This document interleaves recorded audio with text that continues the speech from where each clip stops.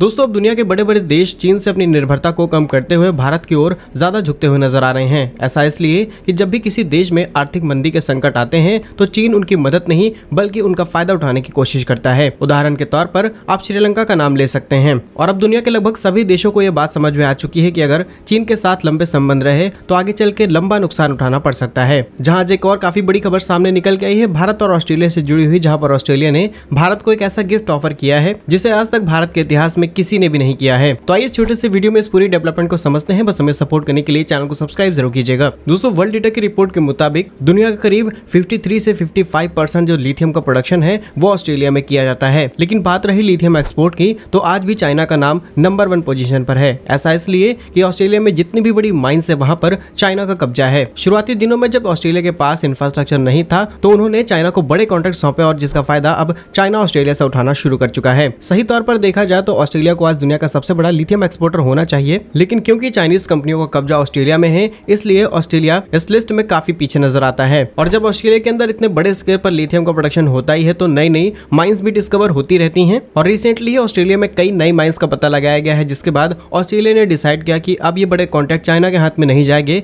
बल्कि जापान और इंडिया के हाथ में सौंपे जाएंगे। वहीं रिपोर्ट्स में बताया गया है कि ऑस्ट्रेलिया ने भारत के लिए 5 माइंस रिजर्व कर ली है, जहां पर भारत लिथियम, निकेल, कोबाल्ट जैसे क्रिटिकल मिनरल्स को इजिली एक्सट्रैक्ट करके इंपोर्ट करा सकता है। यहाँ तक कि दोनों देशों के बीच में बहुत जल्द एक क्रिटिकल मिनरल पार्टनरशिप भी साइन होने वाली है। और इंडिया ने भी पॉजिटिवली इस प्रोजेक्ट के ऊपर रिएक्ट किया है, जहाँ पर इंडिया की तरफ से करीब $6 मिलियन की इन्वेस्टमेंट ऑस्ट्रेलिया में की गई है। और ये investment specially lithium and cobalt के मिनरल्स को एक्सप्लोर करने के लिए की गई है, जहाँ पर बताया गया है कि इन 5 माइंस में से 2 लिथियम माइंस भारत के नाम होंगी। इसके अलावा 3 कोबाल्ट की माइन भारत के नाम की जाएंगी, और जिसमें सबसे अहम रोल निभाने वाली है भारत की खांची विदेश इंडिया लिमिटेड, जिसके बड़े ज्वाइंट वेंचर हुए हैं नैल्को के साथ में हिंदुस्तान कॉपर्स। इसके अलावा मिनरल्स एक्सप्लोरेशन कॉर्पोरेशन के साथ में बड़े एग्रीमेंट्स और पार्टनरशिप हो रखे हैं, जिनके हेल्प से ऑस्ट्रेलिया में इन सभी क्रिटिकल मिनरल्स को एक्सप्लोर करने का काम किया जाएगा। और जैसा कि आप लोग जानते होंगे कि भारत के जम्मू एंड कश्मीर में करीब 5.9 मिलियन टन लिथियम रिजर्व की पुष्टि की गई है, लेकिन लिथियम बैटरीज को बनाने के लिए कई और खास एलिमेंट्स की जरूरत पड़ती है,